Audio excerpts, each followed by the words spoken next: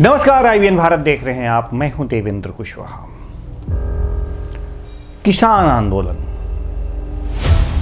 महीनों से चल रहा दिल्ली के बॉर्डर पर यह आंदोलन अब और तेज होने वाला है। किसानों की यह मांग है कि कृषि बिल निरस्त किए जाएं, तीनों कृषि बिल निरस्त किए जाएं और सरकार इस बात पे अड़ी है कि आप सबको पता है। कुल मिलाकर यह कहा जा सकता है कि किसान तब तक नहीं मानने वाले जब तक सरकार अपने कदम वापस न खींच ले। किसान आंदोलन की गूंज विदेशों तक जा पहुंची है। कई विदेशी हस्तियां इस पर अपना राय रख चुकी हैं, किसानों के पक्ष में बोल चुकी हैं। इससे घबराई हुई सरकार सीधे सीधे विदेश मंत्रालय ने बयान जारी किया कि यह भारत का अंदरूनी मामला है और इस पर किसी की राय की जरूरत नहीं। फिर भी इस बात को लेकर अब बहस तेज होती जा रही है। एक के बाद एक बातें सामने आती जा रही हैं। कांग्रेस नेता अधीर रंजन चौधरी का बयान आया है। उन्होंने साफ तौर से कहा है कि अगर ग्लोबलाइजेशन के इस युग में कोई अपनी राय रखता है, किसी मुद्दे पर राय रखता है, तो उसे मानना चाहिए। ऐसे में जो विदेशी हस्तियां हैं, अगर उन्होंने किसानों का समर्थन किया है तो कुछ गलत नहीं है। जबकि विदेश मंत्रालय का कहना है कि यह हमारा अंदरूनी मामला है और यह बिल संविधान सम्मत सदन में पास हुआ है। कुछ किसान संगठन इसके समर्थन में है और कुछ इसका विरोध कर रहे हैं, कुछ ही किसान इसका विरोध कर रहे हैं। यानी कि सरकार का रुख स्पष्ट है और राकेश टिकैत के समर्थक, किसान आंदोलन के समर्थक, किसान आंदोलन में शामिल नेताओं का भी मत स्पष्ट है। दोनों अपने अपने जगह अड़े हुए हैं और इसलिए यह आंदोलन लंबा चलेगा और बहस भी लंबी होती जाएगी। लेकिन इस सब में जो महत्वपूर्ण है कि आखिर इसके बीच इस आंदोलन करने वाले और जिद्दी सरकार के बीच जो अड़ियलपन रवैया है, इससे किसका भला होगा, ये बातें महत्वपूर्ण हो जाती हैं कि आखिर इससे किसका भला होने वाला है। क्या किसान बिल अगर सरकार वापस ले ले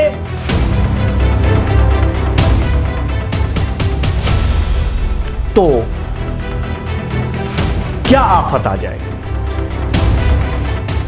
अगर किसान बिल सरकार वापस न ले, किसानों को समझा कर, बुझा कर और यह बिल लागू कर दिया जाए तो किसानों के हाथ से क्या चला जाए, यह सोचने वाली बात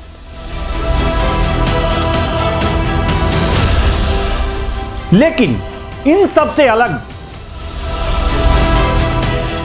अगर किसानों को ऐसा लगता है नहीं, यह बिल मेरे हित नहीं साधता, मेरा हित नहीं करता, इस बिल में मेरे हित जैसा कुछ भी नहीं है, तो यह समझ से परे वाली बात है कि आखिर सरकार इस बिल को लागू करने के लिए इतनी बेचैन क्यों है।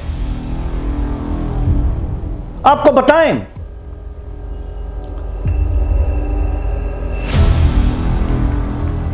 कि सरकार पर यह आरोप लगाए जा रहे हैं कि यह उद्योगपतियों से मिलकर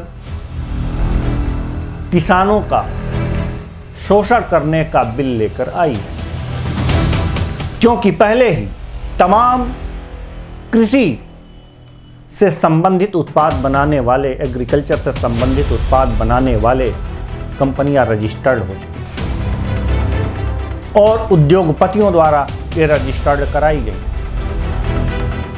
इसको लेकर के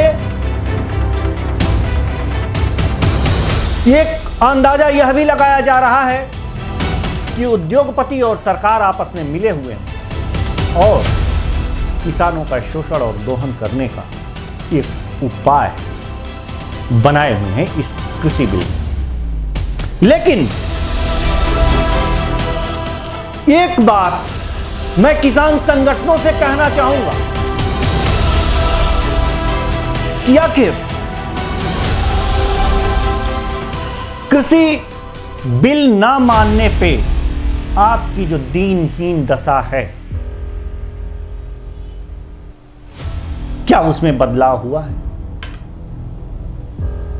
क्या उसमें कुछ परिवर्तन होने के आसार हैं कि यह कृषि बिल अगर लागू ना हो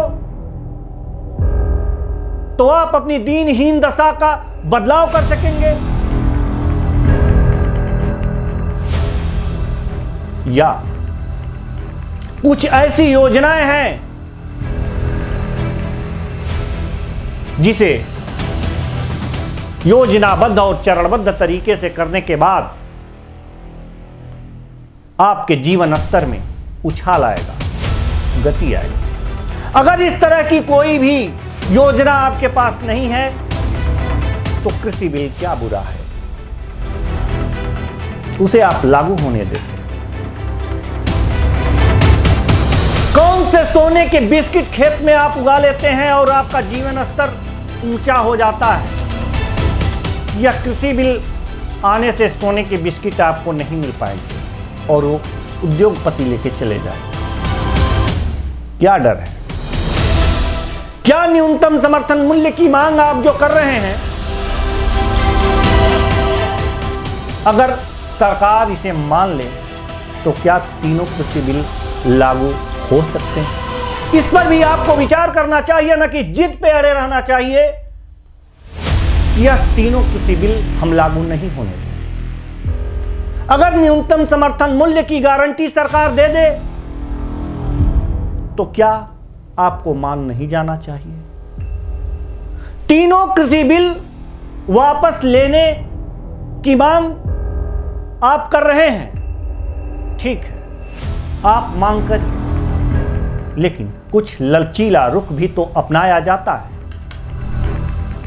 थोड़ा आप झुके, थोड़ा सरकार झुके और इस थोड़े थोड़े में कुछ ऐसा विकल्प निकल करके सामने आ जाए जिससे कि दोनों की बातें बनी रहें और कुछ ऐसा हो जिससे कि आपके जीवन स्तर में सुधार हो, आपका जीवन स्तर सुधरे, आपके बच्चे अच्छे स्कूलों में पढ़ें, आप एक हवाई चप्पल के लिए न तरसें। आज किसानों की स्थिति क्या है? लगभग 60% जनसंख्या कृषि पे आधारित है, गांव में रहती है।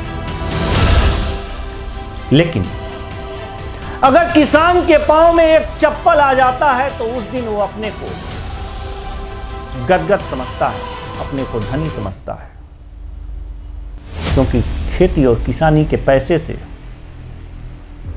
जो स्थितियां हैं अभी गांव में, हवाई चप्पल खरीदना मुश्किल हो जाता है।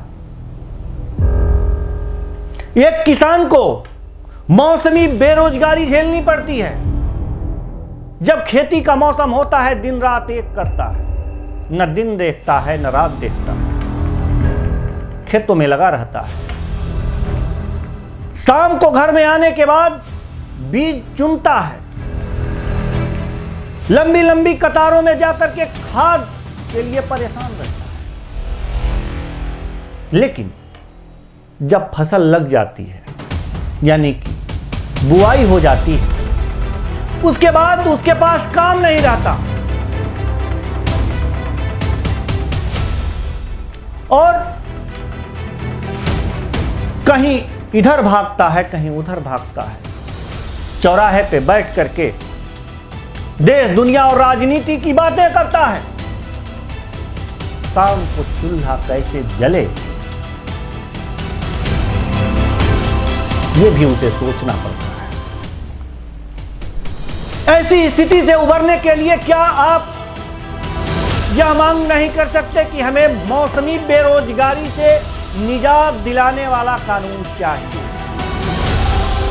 अगर इस प्रकार का कानून बनता है तो हमें स्वीकार है कि खेती किसानी करने के बाद जो समय बचता है उसमें सरकार एक ऐसा बिल लेकर आए जिसमें किसानों को वो चीजें मुहैया कराई जाए कि उनको दैनिक रोजगार मिलता रहे। क्या ऐसे बिल बनाने के लिए सरकार पे आपको दबाव नहीं बनाना चाहिए? आप ऐसी बातें करिए और इस प्रकार की कुछ योजनाएं सरकार के सामने पेश करिए। एक हठ पाल लेना अच्छी बात नहीं। मैं सरकार से भी कहता हूं कि जिन जिन बिंदुओं पे किसानों को एतराज है, उसे हटाने में आपको क्या दिक्कत है? क्यों नहीं उसे हटा देते?